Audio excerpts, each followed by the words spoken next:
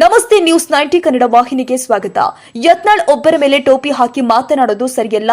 Lord Basanagouda Patil Yatnal ನಮಗೆ ಹಿಂದೂ ವಿರೋಧಿ ಅಂತಾರೆ. ಪಂಚಮಸಾಲಿ ಸಮಾಜಕ್ಕೆ ಮೀಸಲಾತಿ ಕೇಳುವವರು ಲಿಂಗಾಯತ ಸಮಾಜಕ್ಕೆ ಯಾಕೆ ಕೇಳ್ತಾ ಇಲ್ಲ ಅಂತ ಕಾರ್ಮಿಕ ಸಚಿವ ಸಂತೋಷ್ ಲಾಡ್ ಹೇಳಿದ್ದಾರೆ. ಬೆಳಗಾವಿಯಲ್ಲಿ ಮಾತನಾಡಿದ್ರು.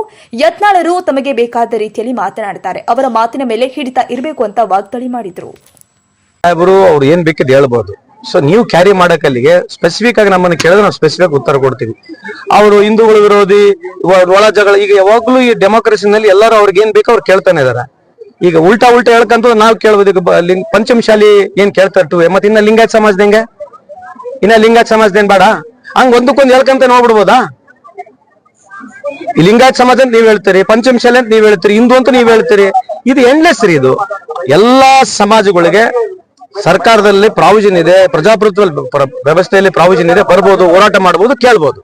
ಅದಕ್ಕೆ ಒಂದಕ್ಕೊಂದು ಹಿಂಗೇನೋ ಡಿಫರೆನ್ಸ್ ಬಂದಾಗ ಈ ತರ ಒಬ್ಬರ ಮೇಲೆ ಟೋಪಿ ಹಾಕಿ ಒಬ್ಬರ ಮೇಲೆ ಟೋಪಿ ಹಾಕಿ ಮಾತಾಡಿದಾಗ ಏನ್ ಅರ್ಥ ಏನಿದೆ? ನಾವು we are all Indians only. Basically ನಾವು ಬಿಜೆಪಿ ಆಗಿರ್ಲಿ, ಕಾಂಗ್ರೆಸ್ನವರಾಗಿರ್ಲಿ, ಎಲ್ಲಾ ಪಾರ್ಟಿ ನಾವೇನ್ ದೇಶದವರಲ್ವಾ?